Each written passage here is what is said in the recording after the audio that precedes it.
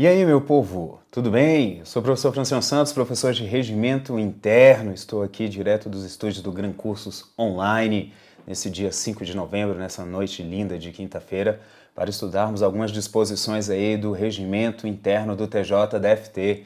Tá? Sei que tem uma galera aí que está ansiosa, que está aí desde cedo, né, aguardando pela nossa aula, né, por essa revisãozinha aí. Pois é, estamos aqui, hoje nós vamos tratar de algumas disposições do regimento interno, vamos estudar algo aí interessante, né? Questões que julgo, né, que julgo muito importantes, que poderão sim estar presentes aí na sua prova, né, do TJDFT, ok? Então, o que eu preparei hoje para vocês? A primeira parte nós vamos falar sobre o regimento, né? Eu separei aí algumas questões, né? Sempre atendendo, ouvindo os alunos, atendendo alguns pedidos. Separei questões importantes para estudarmos nessa noite aí de quinta-feira, né? Desse dia 5 de novembro. Estamos aí, o edital do nosso concurso, né? Já está na área e a prova se aproxima, né? Dia 20, né? Dia 20 de dezembro. É o dia da nossa prova, né, desse tão aguardado certame do TJDFT, e a galera fica aí ansiosa, apreensiva, não é verdade? Esses dias que antecedem a prova, né, geralmente a galera fica nervosa, ansiosa nessa expectativa. Fique tranquila, né? Vamos cole comigo aí, vamos estudar algumas disposições do regimento interno e você vai ver que isso daí, regimento interno, é uma matéria tranquila, né, é uma matéria do bem. Ok? Então, meu povo, vamos estudar, né? Eu trouxe hoje algumas disposições para vocês, mas antes disso, eu trouxe uma promoção para vocês, né? O pessoal do Gran Curso Online, né, tá com uma promoção bem bacana aí para você que quer realmente estudar, né, se dedicar com afinco. Tem uma promoçãozinha aí, 25% de desconto. Olho na tela, vou deixar aqui para vocês essa promoção bacana aqui, ó, Projeto TJDFT 25. Digite isso daí naquele cupom promocional lá na tela, né, dos nossos cursos, que você vai ganhar 25% off nos cursos. Lembrando, isso é só até as 23 horas e 59 minutos de sexta-feira. Então você entra lá, ingressa lá, gostou, quer comprar, adquirir um dos nossos cursos aí, digita aí Projeto TJDFT 25 e aí você vai ganhar 25% de desconto, né, quando adquirir alguns dos nossos cursos, né. Lembrando que eu tenho o meu curso aqui de regimento interno, curso de teoria, ok? Nosso curso de teoria e exercícios. Então, aí você já tem uma oportunidade, né? Compre aí os nossos cursos, compre o curso completo, né? Com todas as matérias e ganhe aí já 25% de desconto, né? Desconto interessante para você, desconto bom, bacana, né? Tudo aquilo que vem, digamos assim, aliviar o teu orçamento é sempre bem-vindo, não é verdade? Então, minha gente, sem mais delongas, vamos estudar, vamos aprender algumas disposições do regimento interno e eu não poderia deixar aqui de trazer para vocês, de projetar na tela um material muito interessante, né, que é o meu livro aqui foi lançado pela editora Gran Cursos, curso de regimento interno. Aqui eu tenho um curso completo para vocês, né, se vocês quiserem adquirir, é mais uma ferramenta, né, que vai auxiliá-lo aí, né, a obter essa vaga. Nós temos aí o curso completo, tá bacana, eu fiz em formato de curso, não comentei as disposições, mas sim destaquei algumas disposições do regimento interno e coloquei aí para vocês, né, tudo bem separadinho por tema, bem sistematizado, algo bacana. Quem tem comprado, quem tem adquirido, né, tem estudado, tem gostado bastante, eu tenho tido um retorno positivo, né, dos alunos que têm adquirido o livro, né, tem gostado realmente, diz que é a linguagem fácil, bem bacana. Então, aconselho aí para vocês essa ferramentazinha aí que vem nos auxiliar. Então, vem comigo, minha gente. Meu povo, as pessoas me perguntaram desse jeito, professor, eu vi lá no nosso edital do TJDFT que há a probabilidade de cair no nosso concurso, né? De cair não, há a probabilidade bem grande que seja cobrada na nossa prova discursiva, né? Na redação, né? Uma questão da parte específica, né? E regimento tem lá dentro. Está inserida naquele rol. Existe a possibilidade, professor, de cair uma questão de regimento? Sim, gente, ele está previsto lá, existe, né? Um tema, existe algum tema, professor, específico? Eu já comentei com vocês acerca da natureza do regimento interno, né? Então vou comentar novamente acerca da natureza do regimento interno. O STF, recentemente, ele proferiu uma decisão, e isso é importante para a tua prova, ele proferiu uma decisão acerca da natureza dos regimentos. Se ponderou no STF acerca da natureza do regimento do próprio Supremo Tribunal Federal. E aí o Supremo Tribunal Federal proferiu uma decisão arguindo que os nossos regimentos, né, os regimentos dos tribunais, eles têm status de lei material.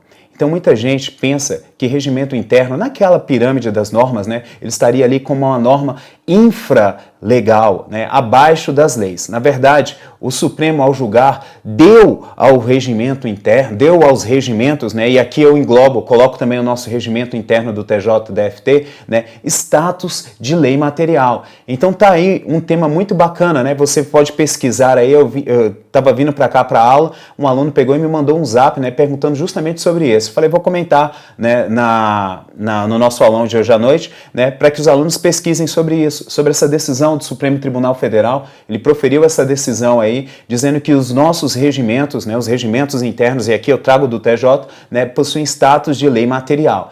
E aí, a prevalência entre o regimento e uma lei vai depender da análise da matéria, né, a ser estudada. Por exemplo, o regimento interno dispõe sobre as estruturas do tribunal e uma lei também que está dispondo sobre algo, sobre estrutura e organização do tribunal. Qual teria a prevalência, a lei ou o regimento interno? Então, o Supremo Tribunal falou desse jeito assim, ó, depende da matéria analisada para ver quem vai ter prevalência, se é o regimento interno ou se é a lei. Então, precisa analisar aquilo que está sendo, digamos assim, a matéria que está sendo veiculada para ver qual das duas legislações, né, o regimento ou a lei, terá prevalência.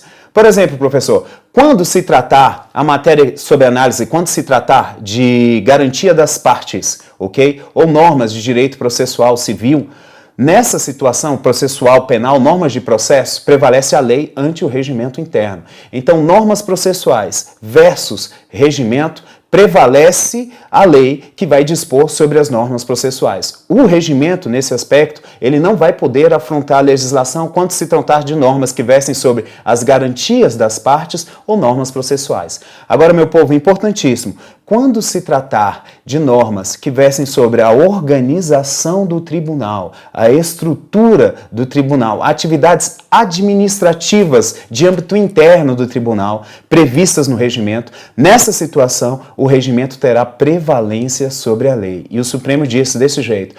Nessa situação de normas que versam sobre a estrutura do tribunal, o regimento terá prevalência, por quê? Porque isso decorre do princípio constitucional da independência e da autonomia entre os poderes. Tu já imaginou se o Poder Legislativo, né, edita a lei versando sobre organização, sobre estrutura, funcionamento do tribunal, né? A priori o Poder Judiciário não teria a autonomia e não teria aquela independência prevista lá, principalmente no artigo 2º da Constituição Federal. Então, para fazer valer essa autonomia do Poder Judiciário, o Supremo Tribunal Federal veiculou a decisão dizendo que os regimentos internos, né, possuem esse status de lei material e você precisa estar atento. A prevalência do regimento sobre a lei ou da lei sobre o regimento vai depender da matéria a ser analisada.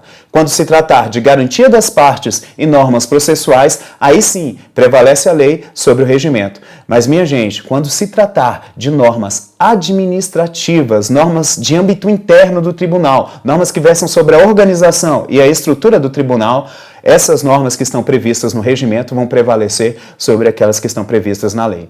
E aí o Supremo diz o seguinte, minha gente, importantíssimo, regimento tem status de lei material. E aí você já sabe, lei material porque a matéria constante do regimento, segundo o entendimento do Supremo Tribunal Federal, é matéria de lei. Não é lei formal, porque o regimento não obedece o procedimento formal de elaboração das leis, mas sim a matéria que eu tenho constante é de lei, por isso que a prevalência de um ou de outro vai depender da matéria analisada, a prevalência do regimento sobre a lei ou da lei sobre o regimento. Mas está aí, naquela pirâmide da hierarquia das normas, então, segundo o Supremo Tribunal Federal, o regimento interno tem status de lei material. Tranquilo, minha gente? Olha só que questão interessantíssima, né? Uma questão muito linda para estar aí presente na tua prova. Então, fique na tua prova de redação, né? Pesquise Supremo Tribunal Federal e você jogue assim, lei material, regimento interno versus lei. E aí ele vai trazer para vocês, né? Joga lá no Google, ele vai trazer para vocês o julgado. E aí você lê o julgado, você vai ver que é uma aula e pode ser que se for para refutar um tema importante para a tua prova, eu coloco esse tema aí sobre o status do regimento, a natureza do regimento interno como um dos principais temas, ok? Sobre o regimento, então, professor, o que você trouxe para mim? O que você trouxe para o aulão de hoje? Hoje eu vou falar sobre desembargadores. Vou falar sobre desembargadores e vou falar sobre juízes substitutos de segundo grau.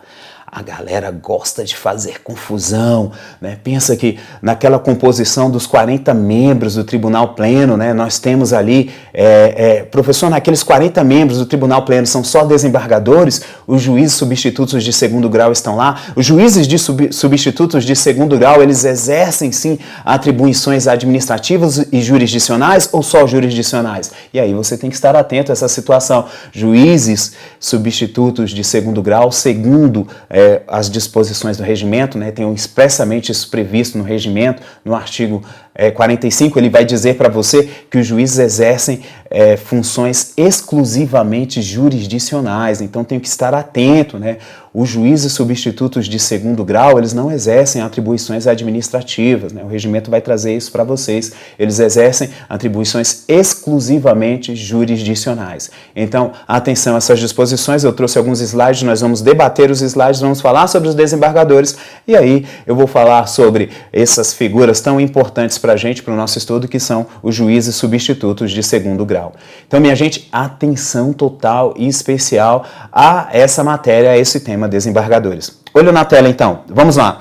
Dos desembargadores. E aí você já sabe, desembargador é o nome que se dá a cada um dos magistrados dos tribunais de segunda instância do Brasil.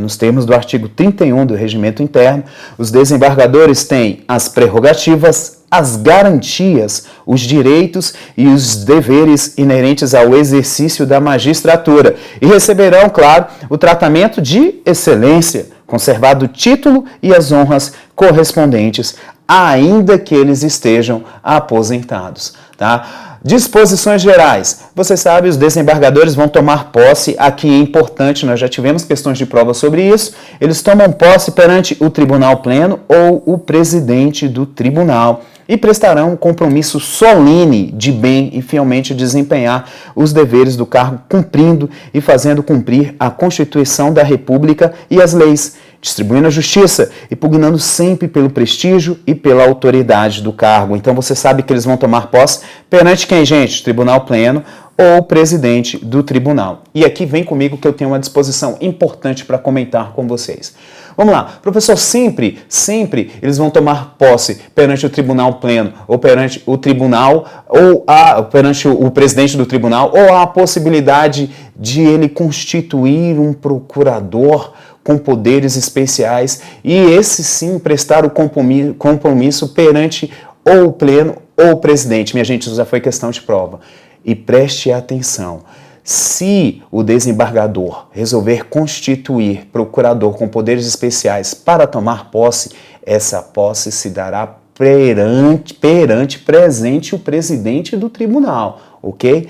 A posse mediante procuração não será tomada perante o Tribunal Pleno, o regimento vai trazer isso. Se a posse ocorrer perante o presidente do tribunal, poderá ser feita com o procurador com poderes especiais, aí ele vai poder prestar esse compromisso. Olho na tela, vamos lá as disposições do regimento. Se a posse se realizar, está aqui, ó, perante o presidente do tribunal, o compromisso poderá ser prestado por meio de procurador com poderes especiais. Essa é a previsão do artigo 30, parágrafo 1º.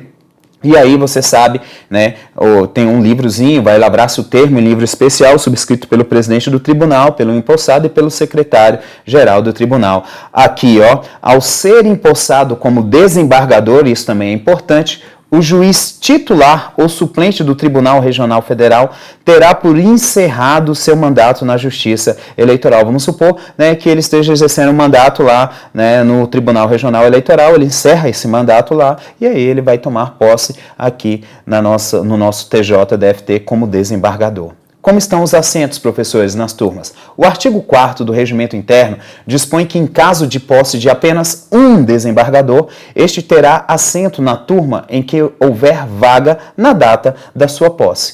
Contudo, presta atenção, se empossado simultaneamente mais de um desembargador, A indicação da preferência por turma dá-se-á na ordem decrescente, minha gente, de antiguidade. Assim, aquele que for o mais antigo terá a prerrogativa de escolher a turma. Eu até brinco, no TJ nós utilizamos muito essa situação da antiguidade, não é verdade?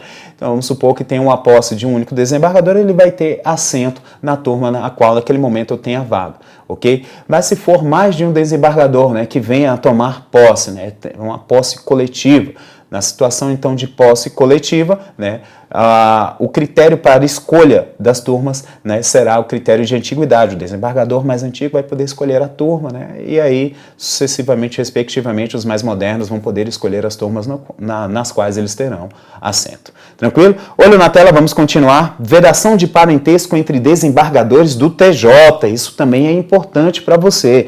O regimento interno, lá no seu artigo 5º, bem como a Lei de Organização Judiciária, lá no artigo 7º, permitem que 2 ou mais desembargadores do TJ sejam parentes entre si em qualquer grau. Então pode, minha gente? Pode. Entretanto, é vedado o assento na mesma turma ou câmara. Presta atenção. Meu povo, turma ou câmara de desembargadores, cônjuges e parentes até 3º grau, em linha reta ou em linha colateral, consanguíneos ou por afinidade. Então, esses desembargadores, parentes até 3º grau ou cônjuges, eles não podem ter assento na mesma turma ou na mesma câmara.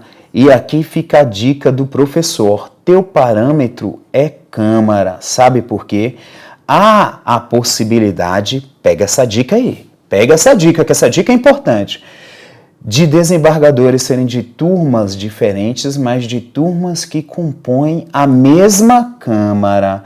Então, se o CESP ficar lançando questões para vocês, né, sobre desembargadores parentes entre si, um está lá na primeira turma civil e o outro está na 5ª turma civil. Então, o CESP lança uma questãozinha e fala, por serem de turmas distintas, né, não tem vedação, eles poderão ter assento nas respectivas turmas. Claro que não. Você já sabe que a primeira turma civil, a 3ª turma civil e a 5ª turma civil, essas turmas aqui, vão formar a minha primeira Câmara Civil. Então, minha gente, cuidado com isso daqui. Eles são de turmas diferentes? São. Da primeira e da 5ª, mas a primeira e a 5ª turma cíveis, elas vão compor a minha primeira Câmara Cível, então eu tenho que tomar cuidado com isso. O seu parâmetro em uma questão, o CESP trouxe uma questão para você, o seu parâmetro vai ser Câmara.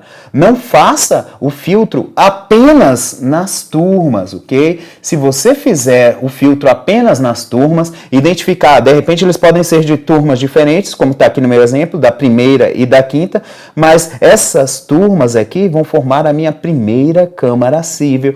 E aí, muito cuidado, primeira Câmara Cível é vedado, ele não vai poder ter assento. Ok? Cuidado com essa situação aí. Professor, e tem a possibilidade de eles exercerem, digamos assim, cargos, terem assentos lá no Conselho Especial? Sim, no Conselho Especial pode. Tá? Não pode na turma ou na Câmara. E no Conselho Especial pode? Pode. A vedação é turma ou Câmara. Professor, e no Conselho da Magistratura? Pode também. Só não pode turma ou Câmara. Essa é a vedação, ok? Turma ou Câmara não. Importante falar sobre o Conselho Especial, que eu tenho uma regra lá sobre isso, né? No Conselho Especial, a regra é clara, bem clara, como diz, né, Arnaldo César Coelho. A regra é clara. A partir do momento em que eu tenho a possibilidade de os parentes até 3º grau ou cônjuges comporem o Conselho Especial, quando um deles intervir no processo, o outro estará impedido. Então, a intervenção de um dos cônjuges ou dos parentes até 3º grau, desembargadores, a intervenção de um determina o impedimento do outro. Cuidado com isso daí também, são regrinhas importantes sobre os desembargadores. Aqui, o parágrafo único do artigo 5º dispõe que nos julgamentos do Conselho Especial, a intervenção de um dos desembargadores, nos casos de que trata o artigo 5º, determinará o impedimento do outro, o qual será substituído quando necessário, na forma determinada neste regimento. Então, neste caso, embora exista a possibilidade de parentes até terceiro grau terem assento no Conselho Especial, está aqui, há a vedação de que nos julgamentos processados pelo Conselho Especial, ambos tenham intervenção nos autos, então ambos não podem intervir nos autos. Desta feita, apenas o primeiro a intervir se reservará no direito de permanecer a atuar no feito, impedindo automaticamente o outro, que será substituído quando necessário na forma determinada no regimento interno. Que bacana, hein, minha gente? Então tá aí, revisãozinha, né? Algo bacana aí para vocês. Vai montando aí seu caderno, né? Tem uma galera que tá dizendo aí, professor, tô montando um caderno bacana só com seus aulões. É isso daí, vamos aproveitar, vamos montar um caderno bacana. Mas aqui já fica a dica pro professor, né? O regimento é bem amplo. A dica do professor é que o regimento é bem amplo. Muita gente fica me mandando e-mail falando desse jeito assim, professor, né? Me diga aí o que vai cair na minha prova. Minha gente, se eu tivesse esse dom, essa capacidade de poder identificar aquilo que vai cair na prova, tava bom demais, né? Mas eu respondo os e-mails demonstrando, né, tentando demonstrar aquelas matérias que eu julgo, né, mais importantes. Mas isso não quer dizer nada. De repente o professor julgue mais importante, o CESP vai lá e cobre algo que o CESP acha mais interessante, né, de cobrar na prova. Então estude todo o regimento, né? Para todos os cargos nós temos a disciplina de regimento interno e ele não está fracionado. O regimento interno não está fracionado. Professor, eu vi lá a emenda regimental 1, 2, 3 até a 14. Minha gente, aquilo dali não é para você estudar só as emendas regimentais, não. Quer dizer que o regimento que você deve estudar está atualizado com aquelas respectivas emendas, né? Ou seja, até a emenda 14, a última de agosto. Então, atenção geral e total no tocante ao estudo do regimento, né? Vamos abrir o regimento e estudá-lo em sua integralidade. Não dá para estudar só algumas partes, não, né? E o professor não sabe, desculpa, as questões que vão cair na prova. Eu estou só jogando para vocês, né? Brincando com isso, determinando aquelas questões que eu reputo mais importantes. Por isso que eu estou te passando essas informações aí. Mas pode cair qualquer coisa, né? Pode cair qualquer coisa do regimento. Inclusive o regimento, como eu falei no início desse estudo, pode ser sim a disciplina, lá a matéria lá da sua prova subjetiva. Já imaginou que lindo? E se cai justamente a situação sobre aquele julgado que nós comentamos no início da aula? Então atenção total, né, com relação ao regimento interno. Vamos lá, minha gente? Vamos falar sobre a antiguidade. Eu tenho falado tanto sobre a antiguidade, né? Você precisa saber quais são os critérios que vão determinar essa antiguidade, né? Já que a antiguidade impera no TJ, vamos ver quais são os critérios, né, da antiguidade. A ordem, né, estabelecida no artigo 32 do regimento, que vão definir os critérios da antiguidade, né, é a seguinte. Primeiro, data da posse, né? O primeiro critério para se estabelecer a antiguidade é a data da posse. E aí eu falei para vocês, né, que existe a situação de posse coletiva. Professor, se for uma posse coletiva, como é que eu vou determinar essa antiguidade? Bem, nós vamos para o segundo critério. Vocês tomaram posse no mesmo dia? E lembrando, essa posse é no TJ, como desembargador, ok? Não é posse lá na magistratura, não. É posse como desembargador no TJ. Isso vai contar como antiguidade. Segundo critério, se eles tomarem posse no mesmo dia, nós vamos para o segundo critério. Em caso de posse coletiva, pela ordem de colocação anterior na classe. E aqui eu chamo a atenção. Na classe, sim, na classe de magistratura, para aqueles que são da carreira da magistratura, advocacia ou Ministério Público do Distrito Federal e Territórios, justamente daqueles que entraram pelo 5º Constitucional. Tá? Você sabe que pode entrar pelo 5º Constitucional, né? Procedimento do 5º, professor, fala aí para mim rapidinho, né? Você sabe, procedimento do 5º para uma vaga, né? E aí, a Lei Orgânica da Magistratura, né, fala para observar a alternância e a gente sempre começa com o OAB. Então, vamos colocar aqui a situação da OAB. A OAB, o 5º Constitucional, para prover uma vaga, eu estou falando aqui sobre uma, tá? Uma vaga no TJDFT. Qual o procedimento? A OAB vai elaborar uma lista sêxtupla, você sabe disso, é uma lista com 6 nomes. A OAB, na vaga destinada a advogado, elabora uma lista sêxtupla. Encaminha para quem, minha gente? Encaminha para o tribunal na qual surgiu a vaga, que você sabe é o nosso TJDFT.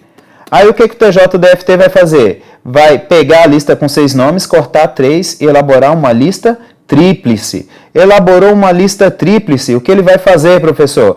Diz a Constituição Federal no artigo 94 que vai ser encaminhado para o chefe do Poder Executivo. E aqui você vai prestar atenção, minha gente, chefe do Poder Executivo, TJDFT, Poder Judiciário do Distrito Federal. E aí você já está careca de saber. O Distrito Federal não tem poder judiciário, né? O nosso poder judiciário aqui é um poder judiciário no Distrito Federal, na verdade, não é? Porque ele é da União, ele é mantido e organizado pela União. Então nós vamos mandar para quem? Para o chefe do Poder Executivo da União. Quem é? Presidente da República, que gosta de ser chamado de Presidenta da República, a nossa gloriosa Dilma Rousseff. Ela vai nomear um desembargador. Professor, tem sabatina? Não, segunda instância, minha gente, segunda instância, sabatina não. Sabatina lá em cima, ok? Na terceira instância. Na segunda instância nós não vamos ter essa sabatina. Esse é o procedimento do 5º Constitucional. Então o cara pode ingressar, o magistrado desembargador, a possibilidade dele ter ingressado tanto como sendo um membro de carreira, né, da magistratura de carreira, como sendo um advogado, ou como sendo oriundo do Ministério Público do Distrito Federal ou territórios. Né? Na hipótese aqui, do MPDFT, o procedimento é o mesmo, você só tira OAB e coloca aqui MPDFT, pronto. E aí, a vaga, o procedimento é exatamente o mesmo. Tranquilo, minha gente? Então, esse segundo critério de desempate é justamente esse, a colocação anterior na classe, magistratura, advocacia, Ministério Público, né? A data em que ele ingressou nessa respectiva carreira, ok? A data em que se deu essa respectiva promoção. Pelo tempo de serviço, se ainda houver empate. O terceiro critério é pelo tempo de serviço como magistrado. Aqui está importante também. Pelo tempo de serviço no qual ele atuou como magistrado. E aí ele vai ter prevalência sobre isso. Se ainda tivermos empate, coisa que eu acho muito difícil, o quarto critério é pela idade. Então, atenção às regras do artigo 32.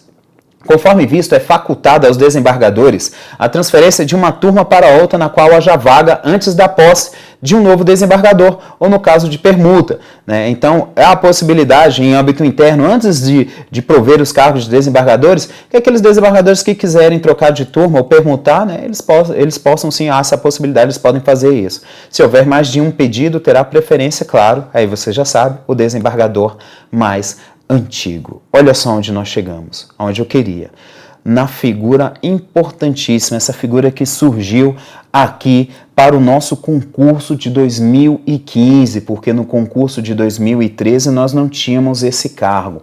Qual cargo, professor? O cargo de juiz substituto de segundo grau. E a galera faz uma confusão sobre juiz substituto de segundo grau. Professor, juiz substituto de segundo grau é da carreira do segundo grau, da magistratura de segundo grau, ou ele está inserido numa carreira da magistratura de primeiro grau, uma carreira especial. Isso nós vamos ver. Né? Você vai ver que, apesar do nome juiz substituto de segundo grau, ele integra a classe especial da magistratura de primeiro grau. Tá? Isso daí pode cair na tua prova. Eu vou colocar umas 4 ou 5 questões potenciais de prova só sobre essa matéria nova. É matéria nova, nunca foi cobrada em prova. Tu imagine que o CESP tá doido para colocar isso na tua prova. Ele tá louco para cobrar isso na tua prova. Ainda bem que nós vamos comentar algumas disposições e você vai estar vacinado quanto às maldades do CESP. Vamos lá. A figura desse juiz de direito substituto de segundo grau, ela foi criada pela Lei 12.782, de 10 de janeiro de 2013, então tá aqui, ó. O que ela fez? E ela foi acrescida ao regimento, né, por força do parágrafo único do artigo 2º da referida lei, através da emenda regimental número 8. Então foi a emenda regimental número 8, importantíssima para você, que mudou muitas disposições do nosso regimento interno. Olha só o que fez a Lei 12.782. Ela transformou 10 cargos de juiz de direito, aquele lá de baixo, lá da primeira instância, em 10 cargos de juiz de direito substituto de segundo grau. Então, quantos juízes substitutos de segundo grau nós temos no TJ, minha gente? Tá aqui, ó, 10. Tá? Não faça mais confusão, nós temos 10 juízes substitutos de segundo grau. E eles, agora, esses cargos foram criados no quadro permanente da Justiça do Distrito Federal e dos Territórios, claro, sem aumento de despesas. Segundo a redação do próprio artigo 45, os juízes de direito substitutos de segundo grau integram classe especial, nossa, destaca isso, integram classe especial da magistratura de primeiro grau. De novo, eles não integram classe especial da magistratura de segundo grau, não. Igual muita gente pensa, os juízes de direito substitutos de segundo grau integram classe especial da magistratura de primeiro grau. De primeiro grau. E exercerão, tá aqui mais um, essa vai estar na sua prova. Pode colocar aí, é a questão número 3 da tua prova de regimento interno, essa questão que tá aqui, ó. E exercerão atividades exclusivamente jurisdicionais, ou seja, eles só exercem atividades jurisdicionais, não vão exercer atividades administrativas. E ao ler o regimento, ao estudar o regimento, você vai ver que não tem a possibilidade de juízes substitutos de segundo grau. Você vai estudar o regimento, você vai ver isso, deles exercerem atividades administrativas, não. Eles só vão exercer atividades exclusivamente jurisdicionais, no auxílio aos órgãos de segundo grau e na substituição de desembargadores. Esse artigo 45 vai estar na tua prova, sim. Esse vai estar na sua prova, sim. Tá aqui, o aulão já vale a pena. Hoje, o aulão do dia 5 de novembro já vale a pena, porque nós temos uma questão que vai estar na tua prova, e essa questão é essa daqui que nós estamos projetando, a do artigo 45. Né? Mentalizei e já vi essa questão na tua prova. Né, minha gente? Tá vendo, professor? Você tá falando aí que não sabe quais são as questões e tá afirmando. É porque essa daqui tá muito na cara, né? Matéria nova, matéria quentinha. O CESP gosta disso daqui. Presta atenção. Como é que nós vamos identificar? Nós estamos falando de identificar, ok? Nos atos, nos andamentos e nos registros concernentes à atividade judicial, os juízes de direito substitutos de segundo grau serão identificados como desembargadores, minha gente. Mas isso é nos atos, nos andamentos e registros concernentes à atividade judicial. Aí sim, os juízes substitutos de segundo grau serão identificados, né? Como se fossem o quê? Como se fossem desembargadores.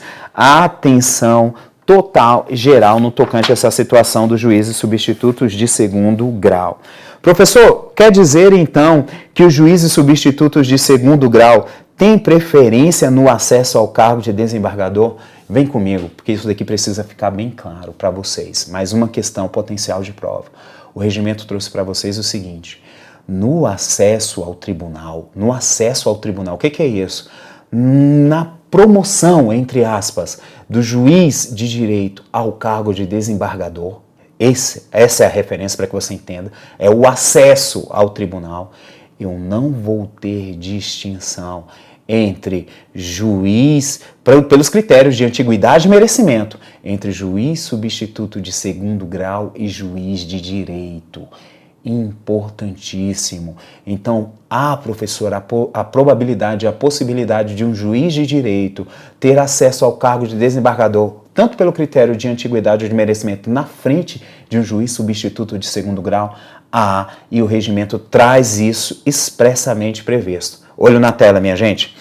Importante, no acesso ao tribunal, tá aqui, ó, no acesso ao Tribunal de Justiça, não haverá distinção para fins, tá aqui, de antiguidade ou merecimento, ou seja, a promoção, né, para o cargo de desembargador, né, pelo critério de antiguidade ou merecimento, é porque a terminologia correta não é promoção quando eu falo de juiz de direito ascendendo ao cargo de desembargador. Essa nomenclatura correta é acesso, ok? E não promoção. Então, no acesso ao Tribunal de Justiça, não haverá distinção para fins de antiguidade e merecimento entre os juízes de direito substitutos de segundo grau e juízes de direito. Isso cai em prova. Isso vai despencar na sua prova. Cuidado, no acesso ao Tribunal de Justiça, eu não tenho distinção para fins de antiguidade ou merecimento entre juízes de direito substitutos de segundo grau e juízes de direito. Olha só o que diz o regimento. Os juízes de direito substitutos de segundo grau tomarão posse perante o presidente, ok? Então tá aqui, juízes de direito substitutos de segundo grau tomam posse perante o presidente e o tribunal pleno. Errado, tá errado. Os juízes de direito substitutos de segundo grau tomarão posse perante o presidente do tribunal. Por falar em tribunal pleno, vamos comentar mais uma disposição aí, minha gente. Coloco para vocês, né? Todo mundo sabe dos quadrinhos que eu coloco, dos esqueminhas que eu coloco, e você sabe que o Tribunal Pleno ele é composto por 40 desembargadores. Deixar isso claro, juízes substitutos de segundo grau não compõem o Tribunal Pleno. De novo, os juízes substitutos de segundo grau não compõem o Tribunal Pleno. Professor, então eles estão localizados, exercem as suas atribuições? Não, gente, eu já falei para vocês que eles exercem as suas atribuições em substituição aos desembargadores nos órgãos. E, diz o regimento interno, serão localizados nas turmas e nas câmaras especializadas. Então, juiz substituto de segundo grau, eles serão localizados. Eles não integram, porque cada turma tem 4 desembargadores. Ele seria ali o reserva, né? Vamos botar ali um jogo de futebol. A galera que fica lá no banco de reserva seria o juiz substituto. Então, eles são localizados nas respectivas turmas, tá? E aí, você sabe, nós temos 10 juízes substitutos de segundo grau para 9 turmas, né? Eles serão localizados nas turmas, nós vamos ter um que vai sobrar, e aí eu brinco até, chamo esse juiz que sobra, né, de Silas, né? Por quê? Porque ele pode ir para qualquer lugar, né? É o cara que pode ir para qualquer uma das turmas. E enquanto ele não estiver localização específica, ele auxilia, né, as câmaras cíveis, ele auxilia as turmas cíveis. Isso também é disposição do regimento interno. Quantos artigos nós já falamos hoje aí, né? Muitas coisas nós já tratamos. Então pegue essas informações que são importantes para vocês. Vamos continuar, meu povo? Olho na tela. Olha aqui, ó, acerca disso que eu comentei com vocês, está projetado aqui, ó. Os juízes de direito substitutos de segundo grau serão localizados nas turmas e câmaras especializadas e funcionarão como relator, como revisor ou como vogal. Professor, então, existe essa possibilidade de juízes substitutos de segundo grau atuarem como relator? Existe. Quando eles estiverem substituindo, né, eles vão concorrer junto com os demais. O processo foi distribuído para ele, ele é relator, né? Também há a possibilidade nos processos em que exijam revisão, né, que tenha a figura do revisor, que ele seja revisor, né? Se ele não for nem relator, nem revisor, mas foi chamado para uma sessão de julgamento, ele pode atuar como vogal. Ele pode sim, então tem a possibilidade dele exercer as atribuições jurisdicionais bonitinhas previstas aqui no regimento. Eles só não vão exercer as funções administrativas, porque eles exercem funções exclusivamente jurisdicionais. Está aqui a fundamentação para você, artigo 46 caput e parágrafo 1º. Professor, então se ele atuar como relator, me diga aí, ele atuou como relator ou como revisor? Né? Nós temos aquela regra da algema, né? Eu acompanhei nas suas aulas aí, né? Diz que o determinado magistrado, um determinado desembargador que atua no feito como relator ou como revisor, ele fica vinculado àquele processo. Vamos supor nessa situação aí do juiz substituto de segundo grau, minha gente. Ele está atuando em substituição, não é verdade? E aí foi distribuído o processo e ele foi o relator desse processo. Pergunta, ele fica vinculado ao processo, sim ou não? Responde aí, você que está no chat aí, responde aí rapidão aí, no chat, né? Você que está no chat aí conversando, o chat está bombando. Me diga aí, ele fica vinculado ou não ao processo? Pois é, minha gente, você que falou que ele fica vinculado, você está certinho. Olha na tela aí, ó. Os juízes de direito substitutos de segundo grau ficarão vinculados como relator ou revisor aos processos que lhe forem distribuídos durante a substituição ou o auxílio. Nossa, professor, mais uma questão que pode estar na minha prova, né? Sim, essa questão também pode estar na tua prova. Falei que ia falar muita coisa hoje sobre juízes substitutos, porque acredito que pode ter sim uma situação de se cobrar, né, as questões sobre juízes substitutos de segundo grau na tua prova. Então, atenção a isso. A vinculação, olha só o que diz. Né? Isso daqui vai decorrer daquele princípio constitucional, né, do juiz natural, né? Nós temos o princípio do juiz natural, então eles colocam essa situação aqui justamente para consagrar aquele princípio do juiz natural. Olha só o que ele fala, a vinculação permanecerá mesmo no caso de remoção, permuta ou acesso ao cargo de desembargador. De novo, porque é muito importante. A vinculação, então ele fica vinculado. E ela permanece mesmo no caso de remoção. Foi removido, vai voltar para o julgamento? Sim, porque ele está vinculado. Permutou, também volta. Ou acesso, ele teve acesso, ele era juiz substituto de segundo grau, agora é desembargador. Continua vinculado? Continua vinculado sim. Cuidado, meu povo. Fundamentação, disso que eu estou falando para você. Artigo 46, caput e parágrafos 3º combinado com o 6º. Já pega o teu regimento, já marca como importante, né? O filé dos juízes substitutos eu estou passando aí para vocês, né? Colhem aí com essas aulas, colhem com essas disposições, né? E acertem suas questões na prova do dia 20. Antes da abertura da remoção, olha só o que diz. Os juízes de direito substitutos de segundo grau poderão requerer permuta ou a transferência para a turma onde surgiu a vaga, observada, claro, a antiguidade. Você sabe que eles estão localizados na turma, surgiu de repente uma vaga, uma situação, eles vão poder pedir permuta ou a transferência, ok? Isso bem tranquilo. Né? Aqui, eu falei para vocês, nós temos quantos juízes substitutos de segundo grau? 10. E quantos turmas? 9. Opa, professor, então vai ficar 1, né? Porque 10 menos 9, 1. Né? Esse juiz aqui, ele não tem localização específica? Não tem localização específica. E eu tenho regra para ele? Sim. Ele pode não ter localização específica, mas regra para ele eu tenho. E o regimento é cheio de regras. Olha na tela aí, minha gente. O juiz de direito substituto de segundo grau sem localização específica é aquele que eu dei o apelido para ele. Sabe qual é o apelido que eu dei para ele? É pejorativo não, tá?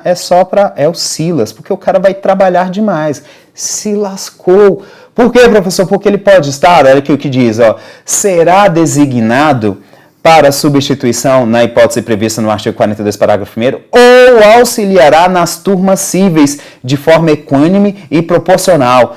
Quais turmas cíveis? Todas, né? Mediante ato de designação do presidente do tribunal. Olha só o que fala. No desempenho de auxílio ou de substituição, os juízes de direito substitutos de segundo grau receberão, claro, tem que ser, né? A diferença da remuneração referente ao cargo de desembargador. Nada mais justo do que isso, né, minha gente? Eles receberem aí sim a diferença do cargo de desembargador, afinal eles estão substituindo desembargadores. Se estão substituindo desembargadores, né, eles vão ter sim direito, jus a receber aí essa diferença da remuneração. Tranquilo, meu povo? Tranquilo? Então vamos lá. O que eu poderia falar sobre normas gerais, aqui eu falei sobre normas gerais, sobre desembargadores, sobre juízes substitutos de segundo grau. Então você já tem um material aí bem bacana. Com isso, você vai poder avançar no seu estudo, e vai poder identificar questões bacanas, né, pertinentes, relativas à substituição. Né? Você vai perceber que no regimento interno, você que está acompanhando aí, nós vamos ter regras que vão falar sobre os afastamentos, as férias dos desembargadores. Sabendo quem é quem, né, onde eles estão, você já vai saber justamente, né, as atribuições de cada um deles. que o juiz substituto de segundo grau vai poder fazer, né? O que ele não pode fazer, onde eles estão localizados. Essa aulinha de hoje aí vai te auxiliar bastante, principalmente no tema substituição.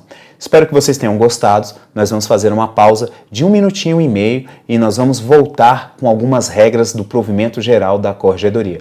1,5 minutos, ok? Já estou de volta. Um abraço, povo. Valeu. Até mais. E aí, meu povo? Voltei. Voltei e tenho em mãos perguntas. Perguntas, o pessoal ficou aí no chat debatendo. E aí, separaram algumas perguntas para mim. Vou responder logo as perguntas, né? Antes de começar a falar sobre o provimento geral da Corregedoria, vou logo responder essas perguntas, né, sobre a aula anterior, sobre regimento interno. O Anderson Luz, um abraço para você, meu querido. O Anderson Luz pergunta o seguinte: professor, qual o erro dessa questão? Eita, vamos lá, Anderson. O presidente da República nomeia os desembargadores do TJ oriundos do 5º Constitucional e da promoção de juízes de direito. Bem, o erro dessa questão está o seguinte: ele nomeia, tá, Anderson, os desembargadores do 5º Constitucional. Os desembargadores, promoção de juízes, primeiro não tem essa promoção de juízes de direito, né? Tem uma tecnia aí. Seria acesso, né, dos juízes de direito ao cargo de desembargador. Então, o correto seria acesso. Mas acredito que não foi essa a pegadinha da questão, não. A pegadinha é o seguinte: os juízes que são, né, que têm acesso ao cargo de desembargador, eles não são nomeados aí nessa situação pelo presidente da República, não, ok? Da mesma forma como acontece lá no 5º Constitucional, tá? Só atenção a essa situação aí, ele trouxe essa situação aí para você, essa questão aí tá errada, né, no tocante a isso. A segunda pergunta aqui foi da Sata Cyber. Vamos lá, Sata Cyber. Os advogados da OAB podem participar da indicação da lista sextupla no 5º Constitucional? Sim, a OAB-DF, né, vai elaborar uma lista sextupla, né, 6 advogados da OAB-DF, e aí o TJ vai escolher, vai pegar daquela lista sextupla, vai escolher 3 e encaminhar essa lista tríplice para o presidente da República, né, que vai nomear um, né, para compor o TJ. Então, eles participam sim. O Alessandro Madlum: professor, pela sua experiência, quantas questões de regimento interno devem devem aparecer na prova de técnico? Bem, Alessandro, ano passado, no concurso passado do TJ, né, eu pensei que nós teríamos aí algo em torno de 10 questões de regimento interno, né? Eu até projetava o seguinte: umas 10 questões de regimento interno e 5 das outras, né? Um total de 15 questões aí das matérias específicas, né? E a prova passada nós tivemos 10 matérias, né? 10 questões das matérias específicas. 10 questões, salvo engano, foram 4 de provimento, 3 de regimento e 3 de LOJ.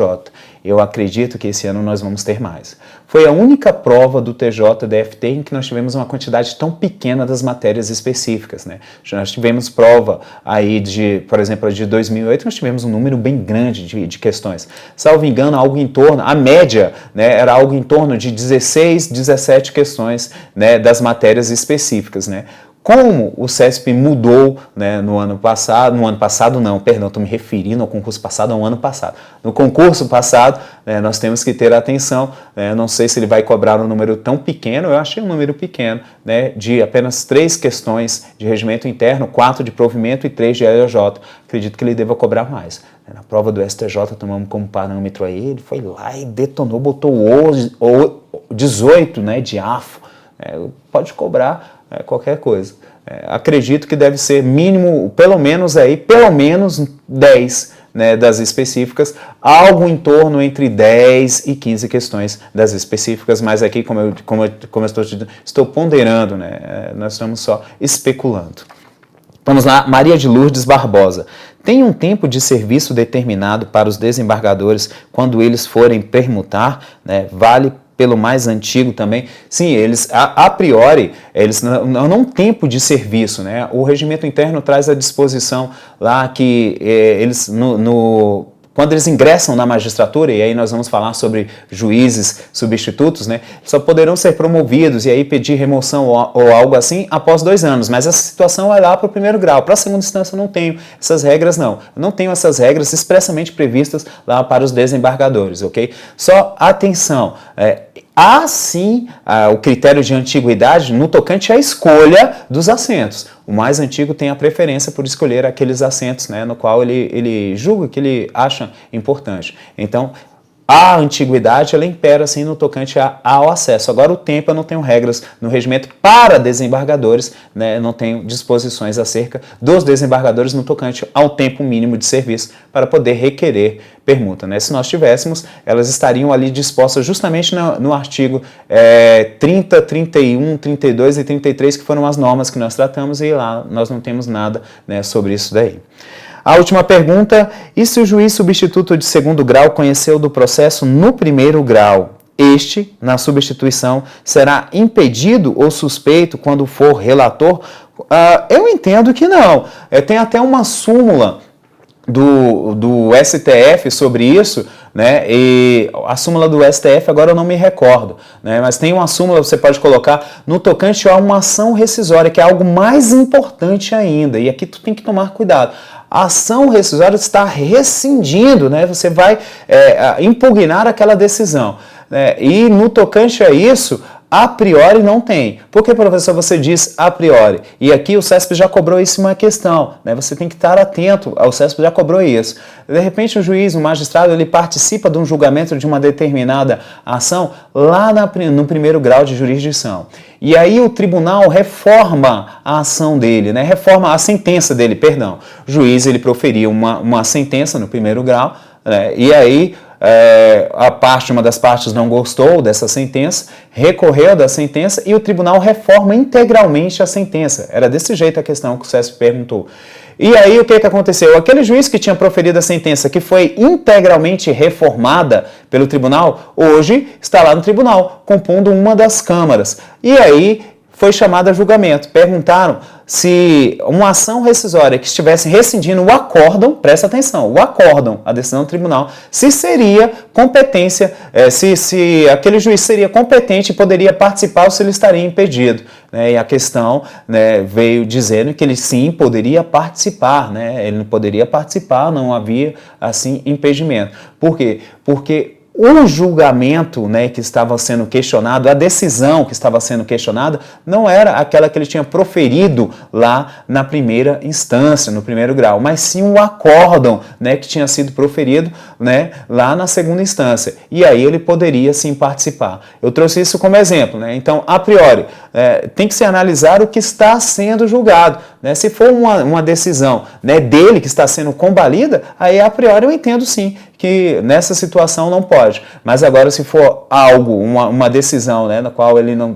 digamos, foi reformada pelo tribunal, como o CESP trouxe, aí eu não teria impedimento. Só atenção a essa súmula do STF, nós temos uma súmula do STF, né, justamente sobre essa situação da ação rescisória, né, em que os magistrados, segundo o STF, né, não estariam impedidos de julgar, né, ações rescisórias, mesmo da sentença que eles tenham proferidos lá no primeiro grau, né. Tem que ver essa súmulazinha aí, é uma súmula importante para vocês. Tranquilo? Vamos aí, meu povo, vamos falar sobre provimento geral da corregedoria. Eu vou projetar a capa do meu livro aí para vocês. É um material, digamos, complementar, que pode auxiliá-los aí também no seu estudo. O que nós vamos tratar, professor? O que você trouxe para a gente? Olha só, tema importante que eu trouxe para vocês. Adivinhem, minha gente. O tema que foi cobrado simplesmente em todas as provas de provimento geral da corregedoria, em todos os certames aplicados pelo CESP desde 1998. Consulta e carga dos autos. Será que o tema é importante? O tema é extremamente importante, né? E aí que você precisa, eu dividi em 2 espécies, né? Porque eu tenho regras distintas para eles, né? Primeiro, são os processos não sigilosos e os processos que não tramitam em segredo de justiça, os processos mais comuns, ok? Aqueles que não são sigilosos e aqueles que não tramitam em segredo de justiça. Professor, quem é que então pode consultar e fazer carga? Aqui eu fiz só um esqueminha e daqui a pouco nós vamos comentar as disposições do provimento. Consulta, que é o exame, né, dos autos, diz o provimento, desses processos não sigilosos e dos que não tramitam em segredo de justiça, as partes poderão consultá-los, os estagiários poderão consultá-los, examiná-los, os interessados também poderão, e os advogados. E aqui, advogados com ou sem procuração nos autos. Então, a parte desses processos, a parte de consulta desses processos não sigilosos e dos que não tramitam em segredo de justiça, os processos aí comuns, os autos comuns, é bem tranquilo, né? Então, o acesso a eles é assegurado segundo o provimento, as partes, os estagiários, os interessados e os advogados com ou sem procuração nos autos. A situação da carga exige um pouco mais de cuidado, né? E aqui você tem que tomar um pouquinho mais de cuidado. Quem é que pode fazer carga? E aqui você sabe, fazer carga é ir lá na secretaria, retirar os autos, né? Lá na secretaria da vara, né? Retirar os autos e levar os autos consigo. Quem é que vai poder fazer isso, professor? Os advogados com procuração nos autos, e aqui o provimento vai falar dos advogados, só que você tem que interpretar em consonância com o que está previsto lá no Código de Processo Civil, ok? E com as outras disposições do próprio provimento. Então, os advogados com procuração nos autos, e aqui é como regra, mas eu tenho exceções em favor da carga dos autos para advogados sem procuração nos autos. Nós vamos falar delas daqui a pouquinho, né? O próximo slide eu vou comentá-lo, tá? Então, cuidado. Como regra, os advogados com procuração nos autos, mas nós temos exceções que nós vamos comentar daqui a pouco para os advogados sem procuração nos autos. Quem mais, professor? Os estagiários de direito devidamente autorizados, eles podem fazer carga dos autos, e os peritos, conforme artigo 94. Professor, o senhor está falando aí dessa situação dos advogados sem procuração nos autos. Eles vão poder fazer? Sim, vão poder fazer sim. Quando? Exceções para carga por advogado sem procuração nos autos. O advogado sem procuração nos autos, ele poderá obter cópia dos autos, né, em andamento, desde que acompanhado por servidor, salvo aqueles que tramitarem em segredo de justiça ou sob sigilo. E aqui eu já vou dar uma dica para vocês. Meu amigo, se tramita em segredo de justiça ou sob sigilo, advogado sem procuração nos autos não vai ter acesso não. Tá? Eu não tenho regras no provimento que abarquem a possibilidade de um advogado sem procuração nos autos examinar autos que tramitam em segredo de justiça ou examinar autos sob sigilo. Não tenho. Então, cuidado com isso. Nós já vamos colocar essa situação aqui para vocês para que fique bem claro. Advogado sem procuração nos autos é incompatível com processos que tramitem em segredo de justiça ou sob sigilo. Aí o que ele diz aqui naqueles processos que nós estamos falando que não são os que tramitam em segredo de justiça e nem estão sob sigilo. Aí o que diz? Impossibilitado do acompanhamento por servidor ou a retirada de cópia nas dependências do fórum, será feita carga, tá aqui, ó, ao advogado pelo prazo máximo de quantas horas? 24 horas, também conhecido como um dia, não é verdade? Salvo se houver prazo em curso, ele não vai poder fazer por esse prazo de 24 horas, hipótese em que a carga somente poderá ser realizada por 1 hora. Então, está aqui a primeira situação, né, quando ele solicitar a cópia, né, e aí não puder ser acompanhado por servidor ou porque nas dependências lá do fórum não estejam tirando cópias, aí vão fazer carga para ele, né, pelo prazo máximo de 24 horas, ou se tiver prazo em curso no processo, né, aí ele vai poder fazer a carga somente por 1 hora. Fundamentação, professor, artigo 97, caput, parágrafo 1º, importante para vocês. Tem mais uma, professor? Tem? Outra situação aqui, minha gente. Em se tratando de processo findo, processo que está lá no finalzinho, né, que permaneça na serventia judicial e havendo requerimento escrito, tá, ele tem que pedir isso, o advogado sem procuração nos autos poderá obter carga pelo prazo de 10 dias. E aqui ele vai falar, salvo nas hipóteses do artigo 7º, parágrafo 1º, itens 1 e 2 da Lei número 8.906, 4 de julho de 1994. Adivinha o que eu tenho lá? eu já tenho esses caras aqui, ó, aqueles processos que tramitam em segredo de justiça e sob sigilo, eu tenho eles previstos lá. Então, atenção para essa situação também, né? Então, por isso que eu te digo que é incompatível, ele não vai poder fazer a carga no tocante a esses processos. Processos que tramitam em segredo de justiça. Vamos lá, olha o que eu estou colocando. Gente, eu estou colocando processos que tramitam em segredo de justiça. Eu falei dos sigilosos? Não, daqui a pouco eu vou comentar sobre os sigilosos. Eu estou falando daqueles que tramitam em segredo de justiça. Olha só o que diz. Consulta. Quem é que pode fazer consulta? A consulta é restrita às partes e aos seus advogados com procuração nos autos. Fundamentação, professor? Artigo 93, parágrafo 1º. Carga. Quem é que vai poder retirar os autos? Autos que tramitam em segredo de justiça. E aqui eu não tenho uma distinção no artigo 94, por isso que eu vou fazer essa interpretação, né? E todos podem fazer essa interpretação aqui.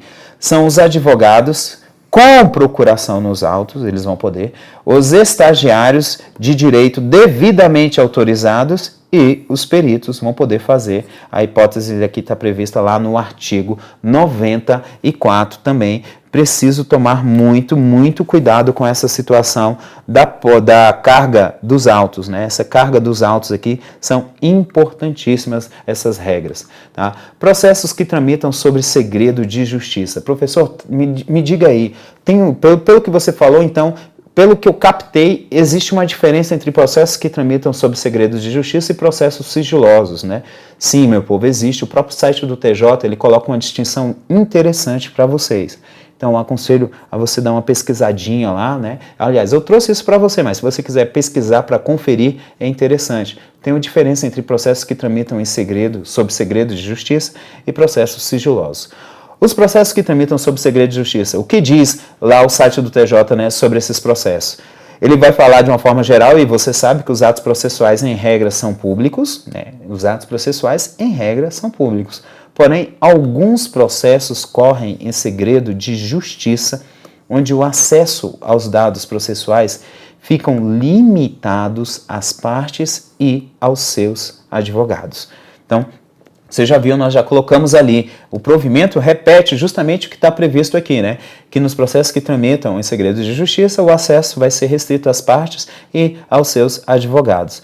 Os casos onde o segredo de justiça deve ocorrer, eles estão previstos lá no Código de Processo Civil, né, que define alguns processos que devem sempre observá-lo, mas possibilita que também possa ser decretado quando houver interesse público. Está aqui, artigo 155 do CPC, né? Ele diz o seguinte: os atos processuais são públicos. Correm, todavia, em segredo de justiça os processos em que o exigir o interesse público, está aqui uma possibilidade, que dizem respeito a casamento, filiação, separação de cônjuges, filiação, né? Eu sempre brinco nas minhas aulas e conto, né, a situação lá de uma investigação de paternidade, né? Daqui a pouco eu vou contar essa história para vocês aqui.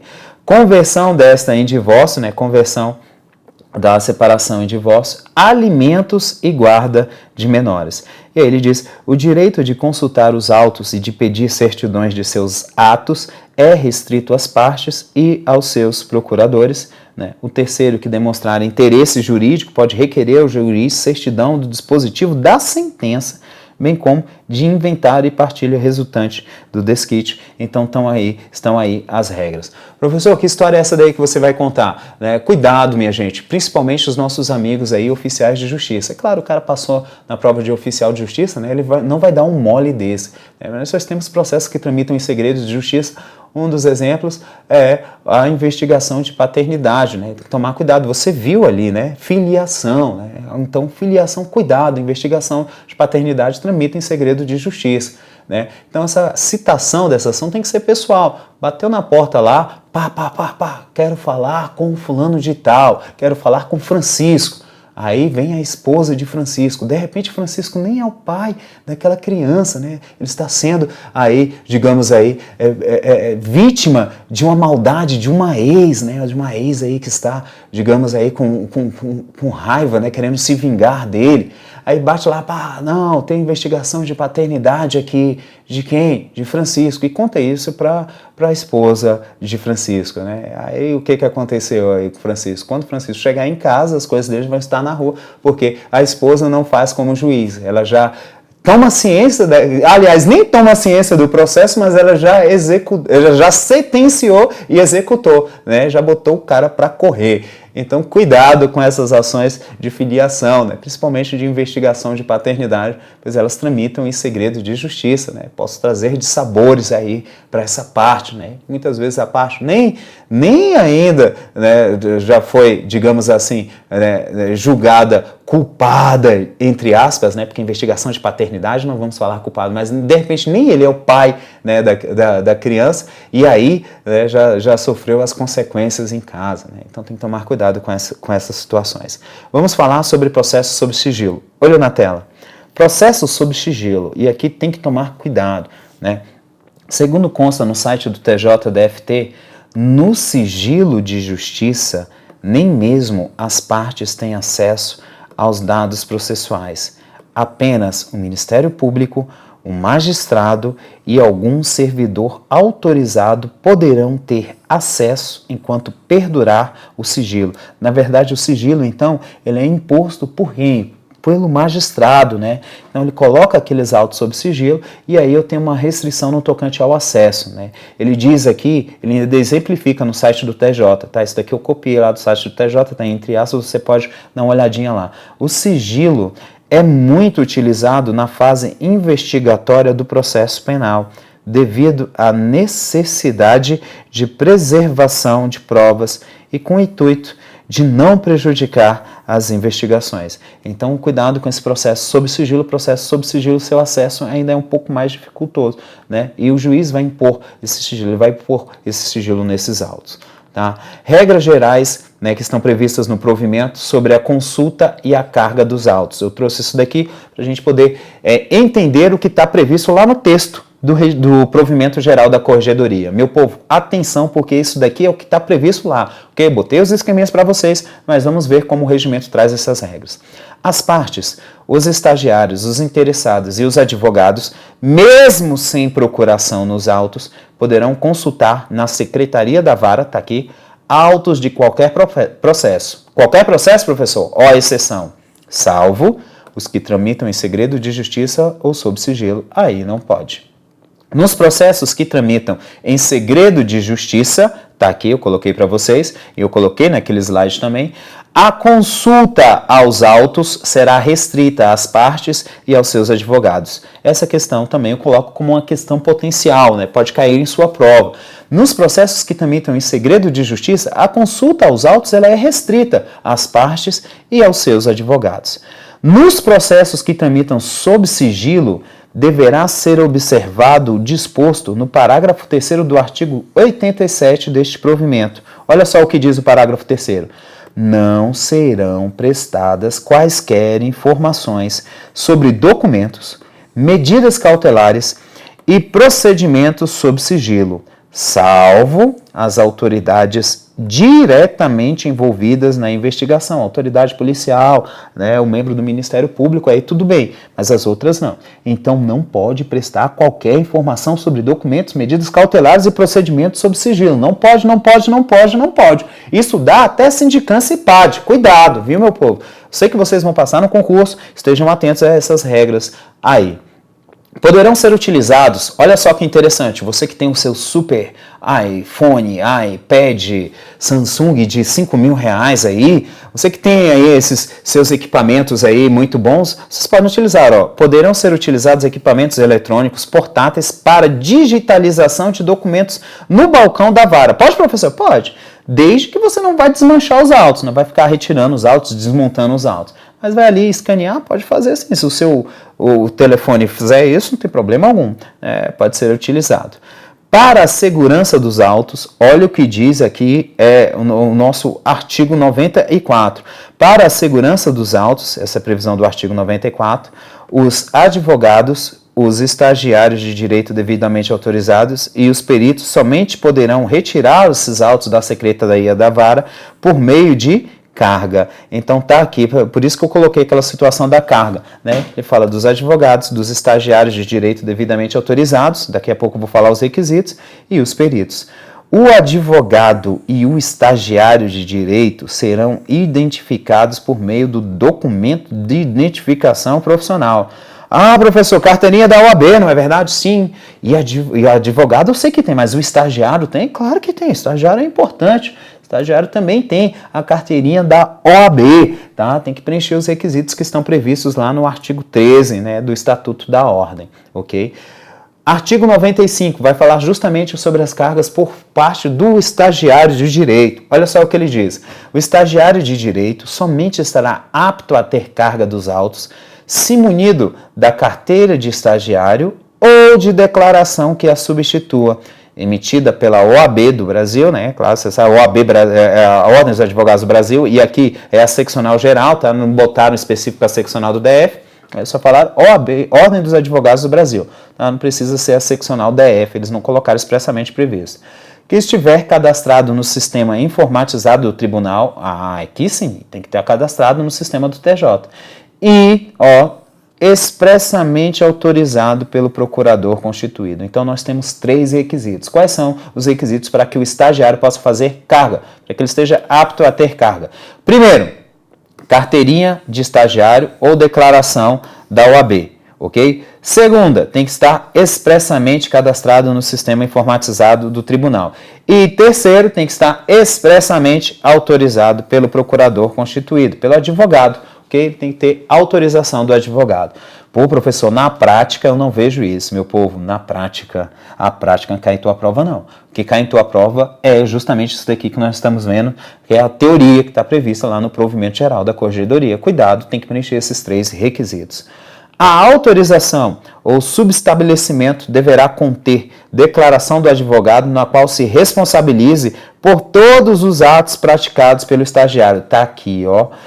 A carga, ela é gerada em nome do advogado, por isso que ele é o responsável, ok? Nos autos, para fins de controle de prazos, geração de relatórios e eventual necessidade de intimação para restituição de autos, colhendo-se no ato a identificação do estagiário. Professor, então eu vou identificar o advogado para quê? Para evitar futuros dissabores, né, minha gente? E aqui preste atenção, cuidado a estagiários, né? Geralmente vão lá, vão fazer carga dos autos, né? Preencher os requisitos, fazem carga dos autos. E aí pegam os autos, né, e vão de ônibus para o escritório, né, 3 horas da tarde, aí tem uma combinação, uma combinação de Morfeu, né, que é o barulho do motor do ônibus e aquele sol, e a janela, ele vai na janela, aí o que que dá? Pum, encosta o cabeção na janela, baba, dorme, e um espírito do mal vai lá e cata os autos e leva os autos, né? E aí, de quem é a responsabilidade? Do estagiário? Claro que não, você já viu, a responsabilidade é do advogado, ok? Porque os autos, né, a carga dos autos, ela é gerada no nome do advogado. E aí pode se instaurar um incidente de restauração dos autos, e aí você já viu algumas situações sobre essas, estudando, né, sobre o incidente de restauração dos autos, estudando as normas previstas lá no regimento interno. Então, cuidado, meu povo, cuidado, principalmente você, estagiário de direito, né? Fique em pé com o processo debaixo do braço se você for de ônibus, não vá dormir, porque pode ter um espírito de porco que queira fazer maldades com vocês. E aí nós vamos instaurar, nós não, o TJ pode instaurar um procedimento de restauração dos autos se os autos vierem a serem perdidos aí pelo estagiário. Lembrando que a carga é sempre gerada no nome do advogado, do procurador constituído, aquele, né, no qual consta lá a procuração, né, o subestabelecimento, né, se estiver lá nos autos do processo, ok? Vamos lá, olho na tela, mais algumas disposições aí do provimento. A carga dos autos será feita por meio do sistema informatizado e uma cópia da guia deverá ser juntada aos autos, né? Uma cópia vai ficar lá. Caso o sistema esteja inoperante, já viu isso daí, o sistema inoperante? Eu nunca vi um sistema mais inoperante do que o sistema aí das operadoras, né? Toda vez você liga lá, não posso atendê-lo, senhor, porque o sistema está inoperante. É brincadeira. A possibilidade de estar também no TJ. Caso o sistema esteja inoperante, a carga será provisoriamente registrada em pasta, seguindo-se o seu lançamento no sistema tão logo ele esteja disponível. Aí deverão constar da carga o nome, o endereço, né, o telefone e o prazo respectivo. a secretaria da vara vai fornecer comprovante de recebimento, né? E é importante você pegar, devolver os autos. No momento da devolução, você vai pegar esse comprovante de devolução dos autos. Minha gente, algo comum, né? Vamos lá contar mais uma situação comum. Professor, e a prática, né? Muitas vezes acontece algo na prática e eu já vi isso acontecendo se cair na minha prova. Eu vou tirar cópias, né? Vou lá pedir na secretaria para tirar cópias e aí o servidor não pode me acompanhar. Ele fala o seguinte: deixa aqui tua identidade, deixa aqui a tua carteirinha da OAB de estagiário, né? Deixa aqui a tua carteirinha da ordem, algo que identifique. E aí você vai lá e tira a cópia. Quando você voltar, você me devolve, né, o documento. Eu te devolvo o documento, você me devolve os autos. E aí, isso é possível? Há possibilidade? Há essa previsão no provimento? Eu já fiz isso várias vezes, hein, minha gente? Há essa possibilidade? O que o provimento diz. Olho na tela. É vedado reter documento de identificação de advogados, estagiários ou partes. Meu povo, não pode não. É vedado, é proibido ficar retendo os documentos lá, ok? Me diga aí, o pessoal do direito que está aí no chat aí, você já viu essa situação? Comigo já aconteceu, e não foi só uma vez não, várias vezes. Né? Você está com tanta pressa que você não vai nem criar caso, não é verdade? Você quer logo tirar a cópia e resolver o problema, então você não fica criando caso. Mas, se cair na tua prova, você sabe que tal prática, ela é vedada, tal prática desborda daquilo, né? Afronta aquilo que está previsto no regimento interno.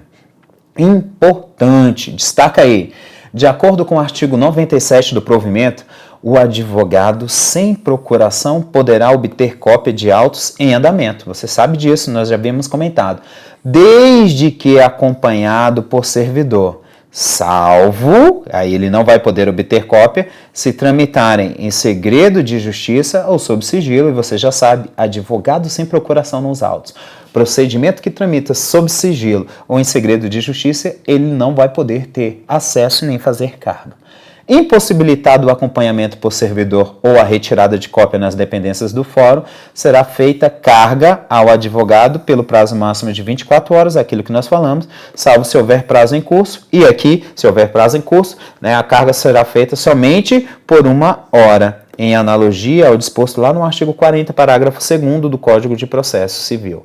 O juiz, aí, por meio de ato próprio, poderá fixar horário para que as partes e terceiros interessados possam tirar cópia dos autos. Pode, baixa uma portaria lá dizendo o horário e aí ele pode fazer isso. Só que, claro, vão fazer devidamente acompanhados, né, por servidor. Em se tratando, tá aqui finalzinho, de processo findo que permaneça na serventia judicial e havendo requerimento escrito, o advogado sem procuração nos autos, ou processo findo, requerimento escrito, ele poderá obter carga pelo prazo de 10 dias. E aí coloca salvo nas hipóteses do artigo 7º, parágrafo 1º, itens 1 e 2 da Lei 8.906. E aqui eu fiquei devendo, vamos pagar. O que diz essa lei? São direitos do advogado. E aqui ele coloca lá no inciso 15, ter vistas dos processos judiciais ou administrativos, né, é direito dele, ter vistas dos processos judiciais ou administrativos de qualquer natureza em cartório ou na repartição competente ou retirá-los pelos prazos legais. Retirar autos de processos findos, mesmo sem procuração nos autos pelo prazo de 10 dias. Parágrafo 1º. Não se aplica o disposto nos incisos 15 e 16. Isso daqui não será aplicado aos processos sob regime de segredo de justiça e quando existirem nos autos documentos originais de difícil restauração ou ocorrer circunstância relevante que justifique a permanência dos autos no cartório, secretaria ou repartição reconhecida pela autoridade em despacho motivado proferido de ofício, mediante a representação ao requerimento da parte. Isso é o que diz a legislação. Então, cuidado, você já viu aqui, né? Não se aplica para os processos que estão em segredo de justiça, por isso que eu digo que ele é incompatível com essa situação aí, advogado sem procuração nos autos, com processos sigilosos ou processos que tramitam em segredo de justiça. Vamos lá, minha gente. A última questãozinha, o último pontozinho que eu trouxe para vocês sobre o provimento é esse. O cadastramento de advogados e de estagiários no sistema informatizado do Tribunal será realizado pelos setores de distribuição das circunscrições judiciárias do Distrito Federal e pelos diretores da Secretaria. Então você já viu aí, eu comentei com vocês as disposições que estão previstas lá do artigo 93 ao 99, são temas recorrentes, são temas importantes, né, que são cobrados, sim, com frequência na nossa prova. Ok? Então, cuidado com essas disposições, cuidado com isso daí, porque você pode ser surpreendido, né, com essas questões na tua prova.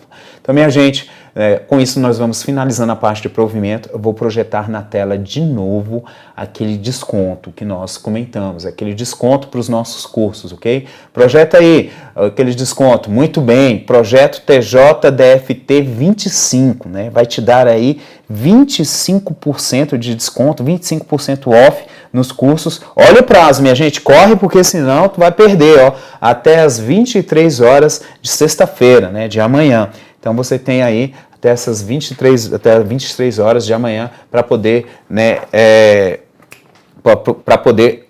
usufruir, gozar, né, desse desconto, ok?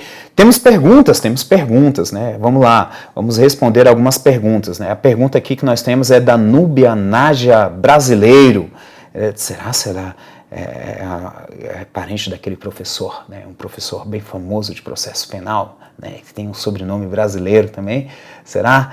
Vamos lá, Núbia, um abraço para você. Professor, a respeito do tópico da capa dos autos, cores, tem possibilidade de cair? Núbia, perdão. Pô, professor, você está rindo da minha pergunta? Não, Núbia. É porque a maioria dos alunos me perguntam isso. Eu nunca vi um tema do mal como esse tema, cores das capas dos autos. Núbia, sem mentira, eu tenho lá algo em torno, vou separar, depois um dia eu vou colocar no Facebook, algo em torno de 50 a 60 e-mails, né, que eu recebi aí desde que foi lançado o edital, o povo começou a estudar provimento, me perguntando exatamente o que você está perguntando. Bem, Núbia, vou te responder como respondi para os outros. Nunca foi cobrado. Né? O CESP é uma banca que prima pelo raciocínio, pelo entendimento da matéria. Não tem como você entender matéria capa dos autos. Aquilo dali é decoreba, né? Aquele tipo de matéria não é uma matéria, né, digamos assim, que se elenca dentro das características, né, de prova, né, aplicadas pelo CESP. Geralmente o CESP não cobra isso daí, não. Nunca foi cobrado, mas, né, há a possibilidade porque ela está dentro do seu edital. Professor, se fosse você no meu lugar, né, que for um aluno replicando o professor, você estudaria? Eu não, tá? Mas, pode cair na tua prova. Há essa possibilidade, sim. Só deixo para você, né, se servir de consolo, né, para você pular isso daí. Professor, não tem mnemônico, não tem nada. Já li aqui dali de trás para frente, não consegui montar mnemônico, não montei nada para a capa dos autos. Então, minha gente, né, há essa possibilidade? Há a possibilidade sim, viu, Núbia? Só que nunca foi cobrado em questão do CESP, eu nunca vi. Tá? Então, se você achar alguma, depois encaminhe para mim, porque as que eu olhei, eu nunca vi nenhuma. Só que matéria importante é anotação na capa dos autos. As cores das capas dos autos, não. Agora, a anotação, por exemplo, de impedimento, de suspeição, parte idosa, processo em segredo de justiça, processos sigilosos, essas anotações na capa, isso cai. Então, cuidado. Cores das capas dos autos, nunca vi. Agora, anotações nas capas dos autos eu já vi. Separem e aí dê um carinho, estude os dois, né? Estude os dois, mas aí dê um carinho maior para as anotações na capa dos autos, tal como réu preso, parte idosa, impedimentos, suspeições de magistrados, de membros do Ministério Público. Essa matéria aí é mais importante. Mais uma questão, o preposto, eita ferro, o preposto que tem a autorização do advogado, que tem a procuração nos autos, pode ser acompanhado para fazer cópia dos autos, o preposto que tem a autorização, bem, entendo que se for um processo, né, que não seja sigiloso, na verdade, o preposto, ele vai ter a autorização, né, da empresa, né, ele vai ter a autorização da empresa, né, a situação do preposto ele vai ter a autorização da empresa, acompanhado de servidor, né, for um processo em que eu não tenha aquela situação de sob sigilo, né, eu vou ter a a situação dos processos que tramitam em segredo de justiça. E aí ele pode. Os processos que tramitam em segredo de justiça, né, a consulta aos autos, o acesso aos autos é restrito às partes e aos advogados. O preposto está ali justamente representando uma das partes. Então, legalmente constituído para tirar cópia acompanhado de um servidor, eu não vejo problema não. Pergunta, certo ou errado, processo administrativo envolvendo magistrados corre em segredo de justiça? Pode correr em segredo de justiça, ok? Pode sim determinar correndo em segredo? Pode sim. Nós temos essas regras aí previstas lá no regimento, e aí eu já te aconselho, dá uma lidinha lá a partir do artigo 330 do regimento interno, ele vai falar sobre esses procedimentos, tá? Vai falar quando se tratar de desembargador, quem é que vai poder fazer, quando se tratar de juiz lá do primeiro grau, quem é que vai poder fazer, quem é que conduz, né? Vai falar sobre todos esses procedimentos, ok? Então pode correr sim. Professor, onde a lei de acesso à informação interfere nos processos sigilosos ou em segredo de justiça? Pois bem, a lei de acesso à informação, ela não vai interferir no qual sentido? Porque ela diz justamente respeitar as situações na qual o segredo é estabelecido em lei, né? Aqueles que tramitam em segredo de justiça, nós vimos agora as disposições, elas estão previstas no Código de Processo Civil. Então, se eu tenho situações no qual o segredo está protegido em lei, ela não vai poder determinar, não vai ter acesso, né? Aí, a situação que eu não tenho previsto em lei, que muita gente gosta de consultar, né? Ao meu amigo que perguntou, Carlos Alexandre, né, Carlos Alexandre, a situação que eu tenho prevista, que eu não tenho prevista em lei, né, que geralmente eles gostam de ocultar, né, mas não podem ocultar, porque a lei de acesso à informação autoriza, é a verificação quanto aos subsídios, né, quanto é que eles ganham. Isso daí você pode. Entra lá, você vai descobrir, né, quanto é que os nossos amigos desembargadores ganham. Eu acho aqui, tá, Carlos Alexandre, que é um pouquinho mais do que o professor e um pouquinho mais do que você, ok? Mas você pode ter o acesso, sim, a essas informações. Ela não vai interferir lá nos segredos que tramitam, dos processos que tramitam em segredo de justiça, porque ela diz que justamente que obedece a essas situações que são estabelecidas em lei, e o segredo e os processos que tramitam em segredo de justiça, a sua fundamentação, nós vimos, decorre justamente de lei do Código de Processo Civil. Meu povo, então vou finalizando. Um abraço, obrigado pela companhia, desejo muita sorte, né? Desejo sucesso também, né? Primeiro desejo sucesso, né, para vocês na sua prova, né? Espero que a aula tenha sido proveitosa, que vocês tenham abstraído algumas disposições importantes, e estamos juntos. Quem quiser pode adicionar lá no Facebook, Professor Francion Santos, né? Fiquem tranquilos, adicionem lá, né? Pode me mandar uma mensagem inbox se tiver alguma dúvida, e aí nós vamos respondendo e vamos conversando até o dia da nossa prova. Um abraço, meu povo, obrigado, beijo no coração, e nos encontramos, se Deus quiser, provendo, né, uma dessas vagas no TJDFT. Valeu, até mais.